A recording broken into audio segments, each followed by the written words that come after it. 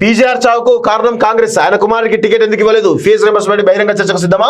2 నెలల్లో వచ్చిన పెట్టుబడులు 20,000 కోట్లే. మాజీ మంత్రి తన్నీరు హరీష్ రావు అంటూ చూస్తా ఉన్నాం. నోటికొచ్చింది మాట అన్నట్టు మాట్లాడతాడు ఆయన.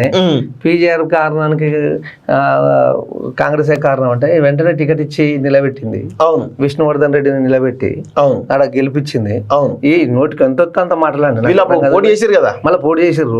పీజీఆర్ మీద పోటీ చేసి మాట్లాడినటువంటి మాటలు ఇప్పుడు వీళ్ళకి రాజకీయం కోసం ఎలాంటి దిగజారుడు మాట్లాడతారు. ఇది పద్ధత? ఇది తెలంగాణ ప్రజలు చూస్తున్నారు. ఇష్టం వచ్చినట్టు ప్రచారం చేస్తుడు ఎట్లా? అట్లాంటి పద్ధతి కాదు. నీకు ఇప్పుడు కవిత మీ ఇంట్లో మనిషి అమరవీరులను మమ్మల్ని క్షమించమని చెప్పేసి మోకరిల్లినటువంటి పరిస్థితి. మేము మీకు చాలా ద్రోహం చేసినాము, మిమ్మల్ని చావు కూసగొల్పినాము.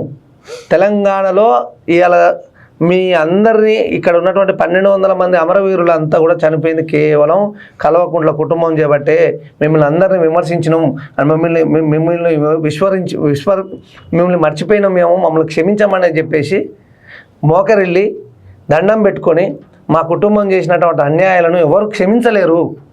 మా అన్న చాలా దుర్మార్గుడు, రాజకీయాల కోసం ఎవరినైనా వాడతాడు, మా కుటుంబం అధికారం కోల్పోయిన కాంచి ఎంత వాటికైనా దిగజారి మాట్లాడుతున్నటువంటి మాటలు మనం చూస్తూనే ఉన్నాం అని చెప్పేసి కవిత చెప్తున్నటువంటి మాటలు.